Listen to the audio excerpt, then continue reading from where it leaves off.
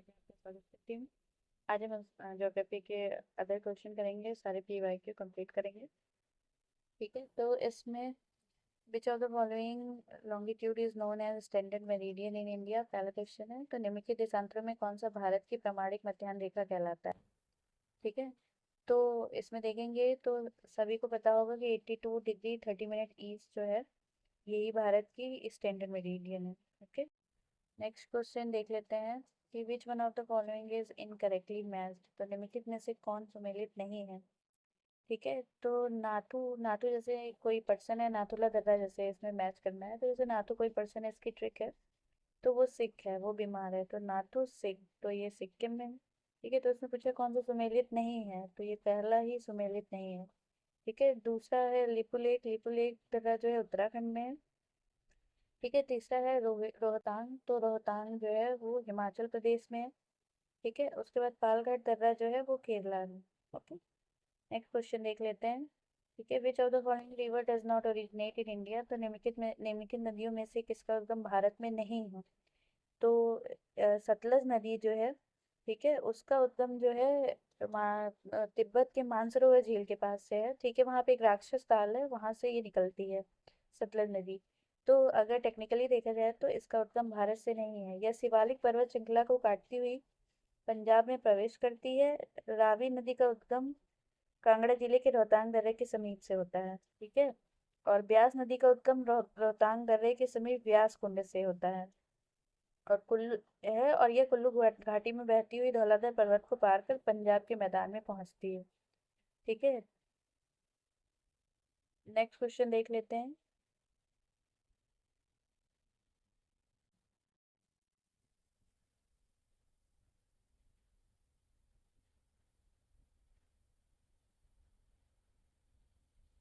Which of the following are the natural port of India.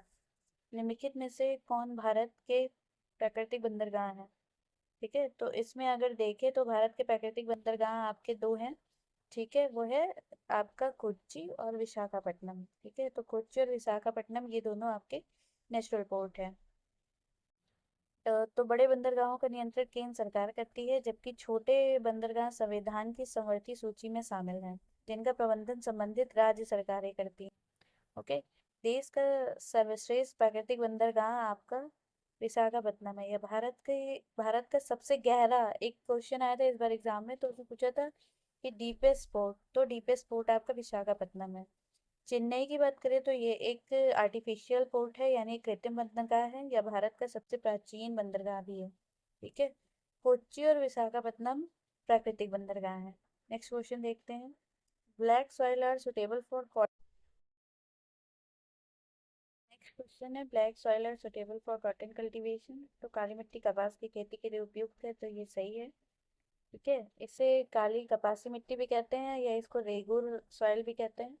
ठीक है, दूसरा है कि they are rich in humus, उनमें जैव तत्व प्रचुर मात्रा में होता है, तो ये स्टेटमेंट गलत है, क्योंकि ये लावा से निर्मित होती है। ठीक है, इसका इनका निर्माण वॉल्केनो से, जो भी इरप्शन से जो भी लावा निकलता है उनसे होता है, तो इसलिए ये इनका ये, तो ये स्टेटमेंट गलत है। ठीक है,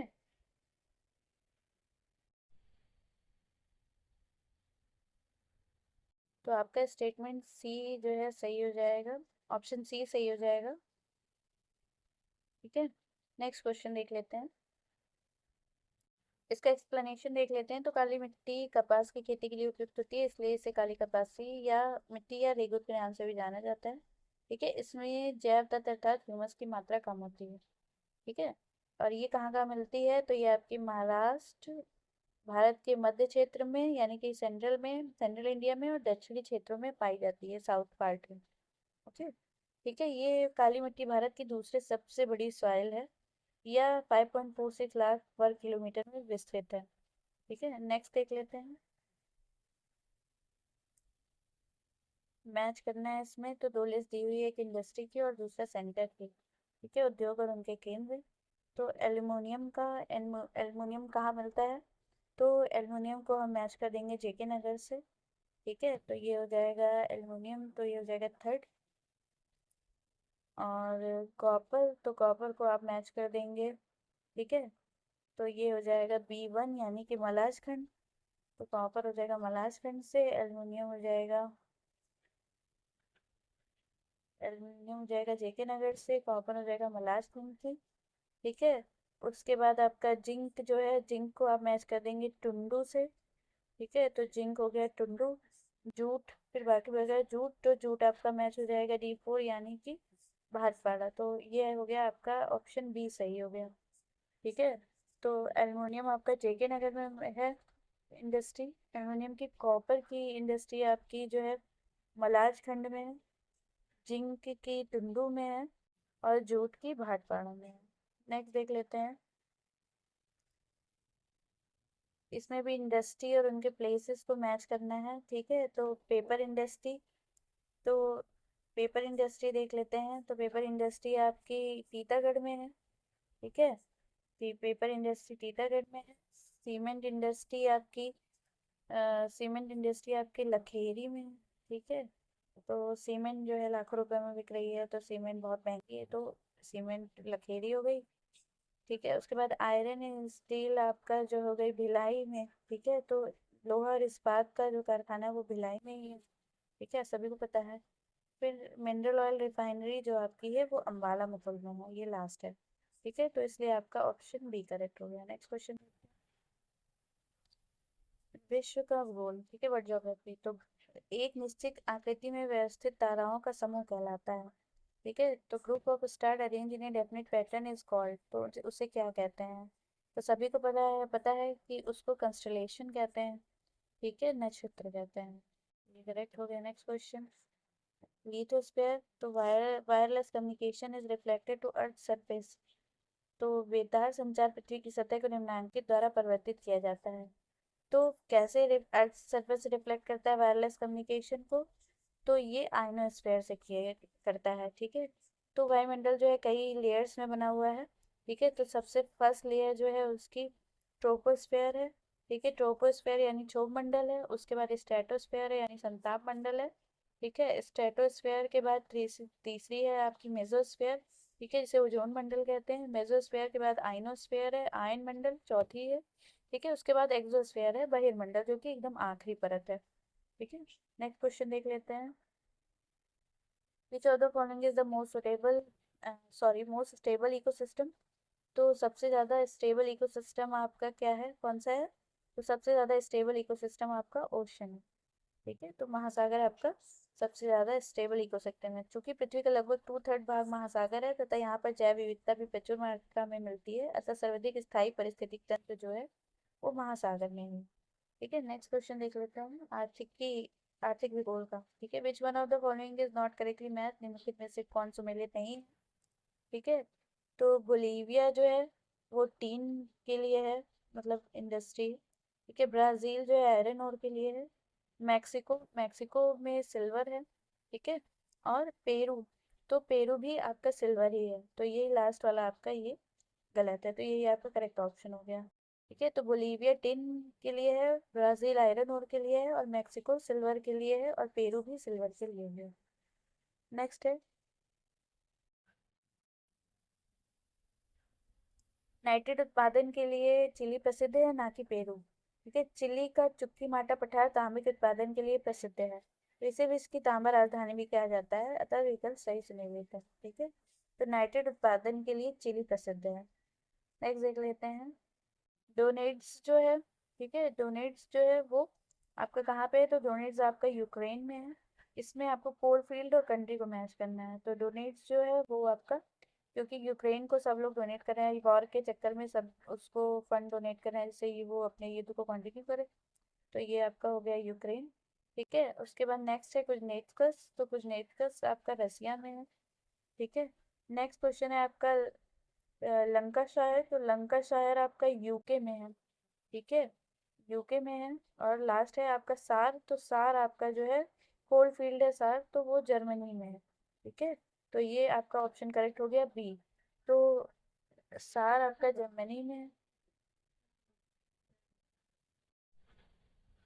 नेक्स्ट क्वेश्चन है, which country has the highest percentage of its geographical area under forest. किस देश में उसके भौगोलिक क्षेत्र का उच्चतम प्रतिशत जो है वन आच्छादित है? तो सबसे ज़्यादा वन आच्छादित कहाँ पे है, तो सभी को पता है कि जापान में है। ठीक है, जापान में सबसे ज़्यादा फॉरेस्ट है, 68.5%। ठीक है, तो ये करेक्ट हो गया। दूसरा इंडोनेशिया है सेकंड नंबर पे, जहाँ पे 50.2% है। ठीक है, हालांकि ये जो है 2015 के डेटा के अकॉर्डिंग है। ठीक है, उसके बाद इंडिया में है 23.8% और चाइना है 22.2%। ठीक है, नेक्स्ट क्वेश्चन देख लेते हैं। तो रिवर और डैम को मैच करना है। ठीक है, तो ठीक है, तो इसमें आप देख लेंगे। तो कोलोराडो डैम जो है, तो कोलोराडो, ठीक है, तो इसमें रिवर और डैम को मैच करना है। ठीक है, तो सबसे पहले इसमें ट्रिक भी देख के चलेंगे साथ में। ठीक है, तो नाइल, तो नाइल रिवर जो है, तो नीला क्या होता है, आसमान होता है, तो नाइल को आसमान से मैच कर देंगे। ठीक है, C1 हो गया। ठीक है, जम्बेजी जो है, ठीक है, तो जैसे जॉम्बी, कोई जॉम्बी है, ठीक है, वो करीब आ रहा है, तो जम्बेजी करीबा हो गया, तो करीब आ रहा है, हमें भागना होगा, तो जम्बेजी करीबा हो गया। ठीक है, कोलोराडो, कोलोराडो रिवर को सभी को पता है कि हुवर डैम पे, ठीक है, कोलोराडो रिवर पे हुवर डैम बना हुआ है। ठीक है, उसके बाद दामोदर रिवर पे पंचेत हिल डैम है। ठीक है, तो दामोदर रिवर पे पंचेत हिल डैम है। तो ऑप्शन आपका कौन सा सही हो गया, A4, B3, C1, D2, यानी कि D. Next question. Which of the following country account for about two-third of earning of its total export from rice trade? तो निम्नलिखित में से कौन सा देश अपने कुल निर्यात में से प्राप्त धन का लगभग 2/3 चावल के व्यापार से प्राप्त करता है? ठीक है, तो ये जो है आपका म्यांमार है। म्यांमार अपना 2/3 जो है सिर्फ चावल के ट्रेड से ही मिलता है उसको। तो म्यांमार अपने कुल निर्यात से प्राप्त धन का लगभग 2/3 चावल के व्यापार से ही प्राप्त करता है। ठीक है, नेक्स्ट देख लेते हैं। इसीलिए यहाँ की साल्विन और इरावदी नदी जो कि यहाँ पे है, ठीक है, तो साल्विन और इरावदी नदी दोआब को पूर्व का चावल का कटोरा भी कहा जाता है। ठीक है, तो साल्विन और दोआब नदी को पूर्व का कटोरा भी कहा जाता है। साल्विन नदी की पूर्व में सुनहरी त्रिभुज स्थित है, जो अफीम के लिए, यानी कि सुनहरी त्रिभुज यानी कि ओपियम ट्रायंगल की बात कर रहा है, जो कि अफीम की खेती के लिए प्रसिद्ध है, अफीम के प्रोडक्शन के लिए प्रसिद्ध है। ठीक है, नेक्स्ट क्वेश्चन है, the country at the top in term of percentage of total coffee production. तो सभी को पता है कि कॉफी प्रोडक्शन के लिए ब्राज़ील जो है फेमस है। ठीक है, तो ब्राज़ील सर्वाधिक उत्पादन करता है। उसके बाद सेकंड नंबर पे जो है वियतनाम है, और थर्ड नंबर पे कोलंबिया है। ठीक है, तो ब्राज़ील फर्स्ट पे है, वियतनाम सेकंड पे है, और कोलंबिया थर्ड पे है कॉफी प्रोडक्शन में। ठीक है, ओके, थैंक यू गाइस। ठीक है, नेक्स्ट वीडियो के लिए चैनल को लाइक और सब्सक्राइब करते रहिए और कमेंट करते रहिए कि आप में कोई अगर वीडियो में कमी हो, ठीक है, और इम्प्रूवमेंट के लिए। Thank you guys, bye. को मैच करना है रीजन से। तो बिरहौर, बिरहौर जो है झारखंड की जनजाति है। भूटिया सिक्किम की है। टोडा, टी से टोडा, टी से तमिलनाडु। ठीक है, और सेंटलीज आपके अंडमान निकोबार की है। तो 3-4 ट्राइब जो है वो अंडमान निकोबार की है। ठीक है, तो वो जैसे ध्यान रख सकते हैं, जैसे ओंजे है, हल्चू है, शोम्पेन है, ये सब अंडमान निकोबार की ट्राइब है। नेक्स्ट क्वेश्चन है, river of the west coast of India do not form delta. तो भारत के पश्चिमी घाट की नदियाँ डेल्टा का निर्माण नहीं करती हैं। तो ये सही है, क्योंकि जो पश्चिमी घाट की नदियाँ हैं वो बहुत ज़्यादा, मतलब बहुत ज़्यादा दूरी तक नहीं जाती या बहुत ज़्यादा लंबी नहीं होती हैं। ठीक है, इनके शॉर्ट कोर्सेज होते हैं, जिसकी वजह से ये ऐसा ये डेल्टा नहीं फॉर्म कर पाती हैं। ठीक है, रीज़न दिया हुआ है कि they flow through short courses on relatively harder rocks. तो वो वे छोटे प्रवाह क्षेत्रों एवं अपेक्षाकृत कठोर चट्टानों पर प्रवाहित होती हैं। तो ये दोनों ही सही है और यही इसका रीज़न भी है। तो आपका सही हो जाएगा ऑप्शन ए। नेक्स्ट क्वेश्चन है,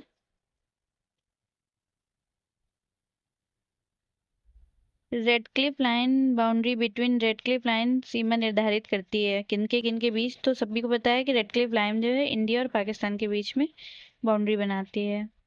ठीक है, तो यहाँ पे देख लेते हैं। तो उत्तर कोरिया और दक्षिण कोरिया के बीच में 38 डिग्री समानांतर रेखा लाइन बाउंड्री लाइन बनाती है। अमेरिका और कनाडा के बीच में 49 डिग्री। ठीक है, और भारत और चाइना के बीच में मैकमोहन लाइन बनाती है।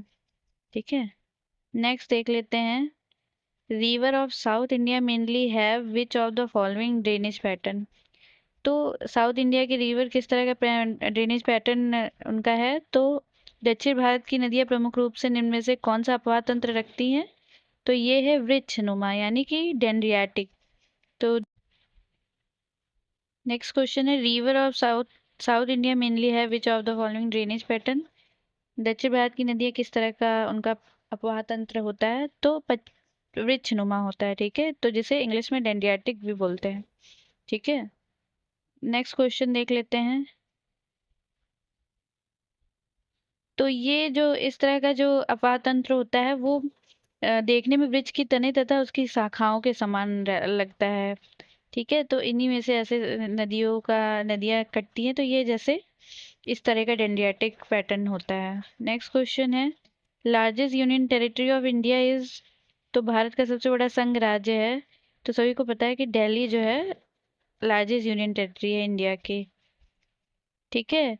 तो सबसे बड़ा संघ राज्य दिल्ली है, इसका क्षेत्रफल दिया हुआ है यहाँ पे 1483 वर्ग किलोमीटर है, और जनसंख्या की दृष्टि से दिल्ली भारत का सबसे बड़ा संघ राज्य क्षेत्र है, ठीक है।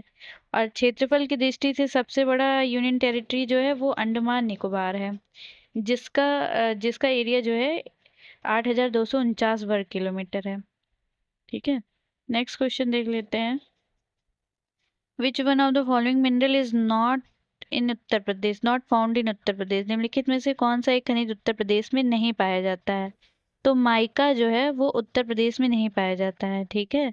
बाकी अन्य सभी खनिज पाए जाते हैं, लाइमस्टोन, जिप्सम, बॉक्साइट, पर माइका यूपी में नहीं मिलता है। नेक्स्ट क्वेश्चन है कि विश्व में निम्नलिखित देशों का कुल रेलवे लंबाई की दृष्टि से अवरोही क्रम बताना है, यानी डिसेंडिंग ऑर्डर उनको लगाना है, ठीक है। तो इसमें देख लेते हैं, तो इस हिसाब से अगर रेलवे लाइन के हिसाब से देखा जाए तो यूएसए है, फिर कनाडा है, फिर इंडिया है, और फिर जर्मनी है, ठीक है। देख लेते हैं इसका सही क्या है। तो 2018 के आंकड़ों के अनुसार कुल रेलवे लंबाई की दृष्टि से देशों का सही अवरोही क्रम इस प्रकार है। संयुक्त राज्य अमेरिका है, फिर रूस है, फिर चाइना है, और फिर भारत है, और उसके बाद कनाडा है, ठीक है। तो इसको जो है ये डिसेंडिंग ऑर्डर में है। नेक्स्ट क्वेश्चन देख लेते हैं। नेशनल वाटरवे वन जो है किसे किसे कनेक्ट करता है, तो नेशनल वाटरवे वन जो है इलाहाबाद और हल्दिया को कनेक्ट करता है। नेक्स्ट क्वेश्चन देख लेते हैं। Which of the following temperate grassland are found in Eurasia. निम्न में से कौन से शीतोष्ण घास के मैदान यूरेशिया में पाए जाते हैं, तो स्टेपी जो है ये आपके यूरेशिया में पाए जाते हैं। इसका ट्रिक देख सकते हैं, ठीक है। तो प्रेरी जैसे है, तो प्रेरी, तो ये जैसे प्रेरी तो फेरी जैसे लोग, तो ऐसे कर सकते हैं कि अमेरिका में जो है फेरी जैसे लोग होते हैं, वाइट कलर उनका होता है, ठीक है। उसके बाद पंपास है, तो जैसे कहीं हम जा रहे हैं तो अर्जेंट में हम पैंट पहनते हैं, तो पी से पास से पंपास, पास से, और मतलब अर्जेंट में पहन रहे हैं पैंट, तो पंपास अर्जेंटीना, ठीक है। फिर दक्षिण अफ्रीका का वेल्ड है, ठीक है। नेक्स्ट क्वेश्चन है, अरे डाउन्स ऑस्ट्रेलिया का है, और स्टेपी यूरेशिया का है, तो यूरेशिया का कौन सा है इनमें से, तो स्टेपी है। नेक्स्ट क्वेश्चन देख लेते हैं।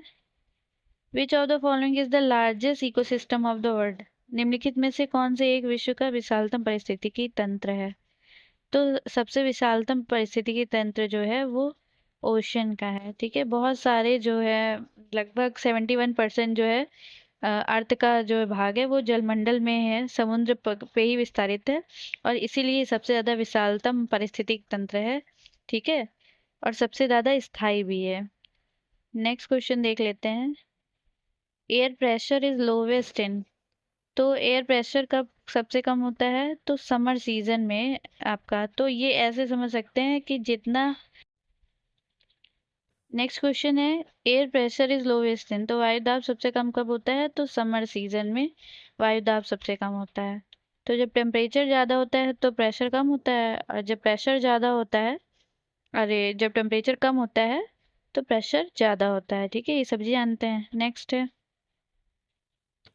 Willie Willie. विली विली आपकी ये आप ऑस्ट्रेलिया से मैच कर सकते हैं, तो विली विली ऑस्ट्रेलिया। और हरिकेन, ये सब आपके साइक्लोन है। हरिकेन आपका हरिकेन को कहाँ क्या हरिकेन बोला जाता है यूएसए में। विली विली बोला जाता है ऑस्ट्रेलिया में। टाइफून बोलते हैं चाइना में। बैगियो बोलते हैं फिलीपींस में। नेक्स्ट देख लेते हैं which one of the following is the busiest ocean trade route. तो सबसे व्यस्ततम सामुद्रिक व्यापारिक मार्ग है, तो नॉर्थ अटलांटिक जो है वो सबसे व्यस्ततम व्यापारिक मार्ग है। ठीक है, उत्तरी अटलांटिक विश्व का व्यस्ततम सामुद्रिक व्यापारिक मार्ग है। ये यूरोप और अमेरिका के मध्य व्यापार का एक प्रमुख माध्यम है। नेक्स्ट क्वेश्चन है which of the following country is known for very important uranium ore deposit. निम्नलिखित में से कौन एक देश बहुत महत्वपूर्ण यूरेनियम अयस्क निक्षेप के लिए जाना जाता है। ठीक है, तो कनाडा जो है वो यूरेनियम के लिए जाना जाता है। ठीक है, तो सर्वाधिक यूरेनियम अयस्क निक्षेप कनाडा में पाया जाता है। और वर्तमान में यानी कि एज यूरेनियम का सबसे ज़्यादा डिपॉजिट जो है कनाडा में पाया जाता है। वर्तमान में कजाकिस्तान यूरेनियम के भंडार उत्पादन में प्रथम स्थान है। ठीक है, तो इस समय कजाकिस्तान है। नेक्स्ट क्वेश्चन है Japan is near self sufficient in. तो जापान के पास क्या किस चीज के लिए आत्मनिर्भर है, तो जापान कॉपर के लिए आत्मनिर्भर है।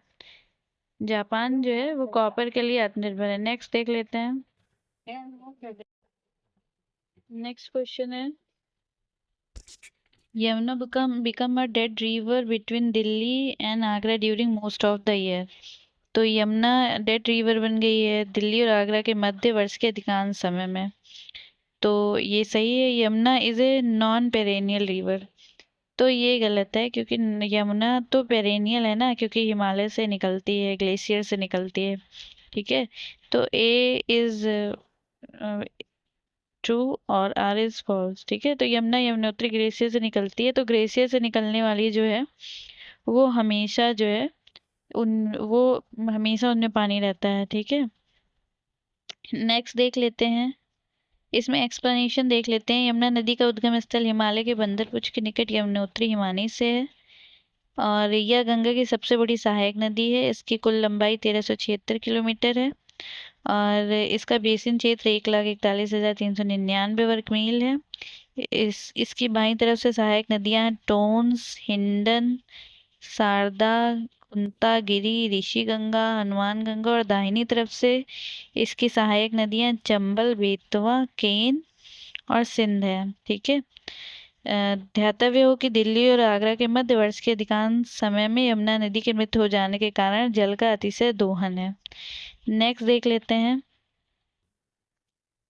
विच one of the following has evergreen forest. निम्नलिखित में कहाँ सदाबहार वन पाया जाता है, तो वेस्टर्न घाट जो है वहाँ पे सदाबहार वन पाए जाते हैं। सदाबहार वनों का विस्तार पश्चिमी घाट यानी कि सह्याद्री, पश्चिमी घाट को ही सह्याद्री भी बोलते हैं, उत्तर पूर्व भारत, ठीक है, यानी कि नॉर्थ ईस्ट इंडिया और अंडमान निकोबार द्वीप समूह के 250 सेंटीमीटर औसत वार्षिक वर्षा वाले क्षेत्रों में पाया जाता है। ठीक है, नेक्स्ट क्वेश्चन देख लेते हैं। Which Indian state has the highest area under sugar cane cultivation. तो भारत के किस राज्य में गन्ने की खेती के अंतर्गत सबसे अधिक भूमि है, तो उत्तर प्रदेश में जो है गन्ने की खेती के अंतर्गत सर्वाधिक भूमि है। तो उत्तर प्रदेश जो है 2.22 मिलियन हेक्टेयर है। महाराष्ट्र है 1.16 और कर्नाटक है 0.51। तो गन्ने के खेती के अंतर्गत भूमि की दृष्टि से प्रथम पे है यूपी उत्तर प्रदेश, सेकंड पे है महाराष्ट्र और थर्ड पे है कर्नाटक। नेक्स्ट देख लेते हैं। Which of the following coast of India is located between Krishna delta and cape Comorin. तो भारत के निम्नलिखित तटों में कौन कृष्णा डेल्टा और केप कैमोरीन के मध्य स्थित है। तो ये सभी को पता है कि कोरोमंडल कोस्ट जो है वो कृष्णा डेल्टा और केप कैमोरीन के मध्य स्थित है। एक्सप्लेनेशन देख लेते हैं। कृष्णा डेल्टा और केप कैमोरीन के मध्य कोरोमंडल तट है। इसका विस्तार भारत के दक्षिणी प्रायद्वीप के दक्षिणी पूर्व में आंध्र प्रदेश के फॉल्स टीवी बिंदु से तमिलनाडु के केप कैमोरीन यानी कन्याकुमारी तक है। मालाबार तट मंगलौर से कन्याकुमारी तक है। उत्तरी सरकार तट यानी नॉर्दर्न सरकार तट जो है उड़ीसा और आंध्र प्रदेश के बीच में है। ठीक है, और कोकर तट गुजरात से गोवा तक के तटीय मैदान में है। नेक्स्ट क्वेश्चन देख लेते हैं। In India more than half of the production of soybean come from. तो भारत में आधे से अधिक सोयाबीन का उत्पादन कहाँ से प्राप्त होता है? तो ये आपका मध्य प्रदेश से प्राप्त होता है। ठीक है, तो भारत में आधे से अधिक सोयाबीन का उत्पादन मध्य प्रदेश से होता है। नेक्स्ट क्वेश्चन है, विच one of the following dam is built across the Betwa river. तो बेतवा रिवर के निम्नलिखित बांधों में कौन बेतवा नदी पर बनाया गया है? तो राजघाट डैम जो है इसे बेतवा नदी में बनाया गया है। ठीक है, ये उत्तर प्रदेश और मध्य प्रदेश के बीच में एक बहुउद्देशीय परियोजना है। ललितपुर में स्थित इस परियोजना से बुंदेलखंड में सिंचाई और जल विद्युत का उत्पादन किया जाता है। नेक्स्ट है, विच one of the following river is called the Ganga of south. निम्नलिखित नदियों में से किसको दक्षिण की गंगा कहते हैं? तो गोदावरी को दक्षिण की गंगा कहते हैं। प्रायद्वीपीय भारत की सबसे बड़ी नदी गोदावरी है। इसकी लंबाई 1465 किलोमीटर है। इसका 44% भाग महाराष्ट्र में, 23% आंध्र प्रदेश में और तेलंगाना एवं 20% मध्य प्रदेश में है। ठीक है, प्राय इसे इसके विशाल आकार तथा विस्तार के कारण बृहद गंगा या दक्षिण की गंगा भी कहा जाता है, जबकि कावेरी नदी को दक्षिण भारत की गंगा कहा जाता है। ये बहुत कंफ्यूजिंग फैक्ट होता है, इसमें लोग बहुत कंफ्यूज होते हैं कि दक्षिण की गंगा किसे कहते हैं और दक्षिण भारत की गंगा किसे कहा जाता है। ठीक है, for the location of which one of the following industry the availability of raw material is not the primary consideration. निम्नलिखित में से किस उद्योग की अवस्थिति के लिए कच्चे माल की उपलब्धि मूल कारक नहीं है? तो इलेक्ट्रॉनिक्स जो इंडस्ट्री है उसके लिए अवेलेबिलिटी ऑफ रॉ मटेरियल जो है वहाँ इंडस्ट्री लगाने के लिए एक प्रमुख कारक नहीं है। ठीक है, इलेक्ट्रॉनिक्स उद्योग की अवस्थिति के लिए कच्चे माल की उपलब्धि जो है मूल कारक नहीं है। नेक्स्ट क्वेश्चन देख लेते हैं।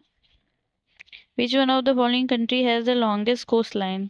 किस कंट्री की जो है समुद्र तट रेखा जो है सर्वाधिक लंबी है?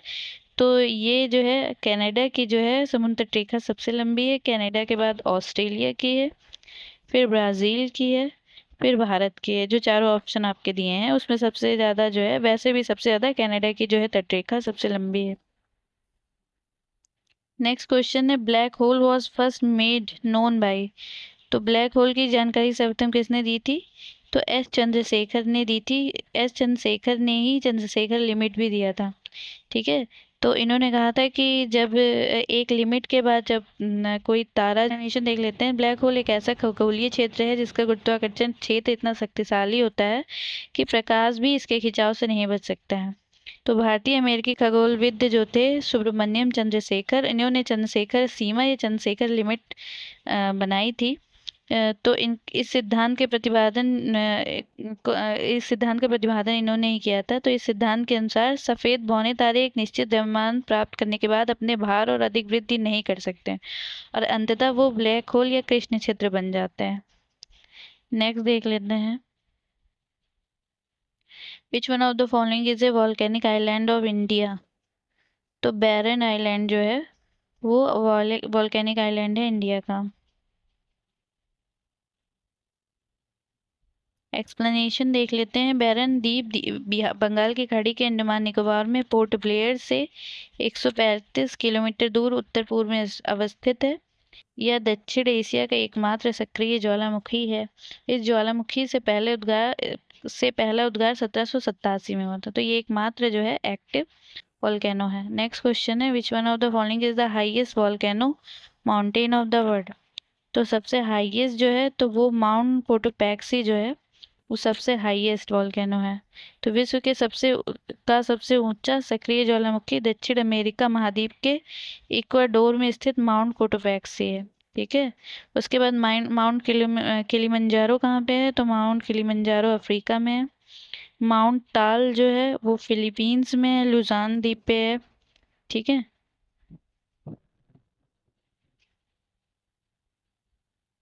नेक्स्ट क्वेश्चन है वॉल्केनो और कंट्री को मैच करना है। तो सबनकाया जो है आपका, ये कहाँ पे, इंडोनेशिया में है, ठीक है। मिरापी जो है, माउंट इटना कहाँ पे है आपका, इटली में है। कोलिमा कहाँ पे है,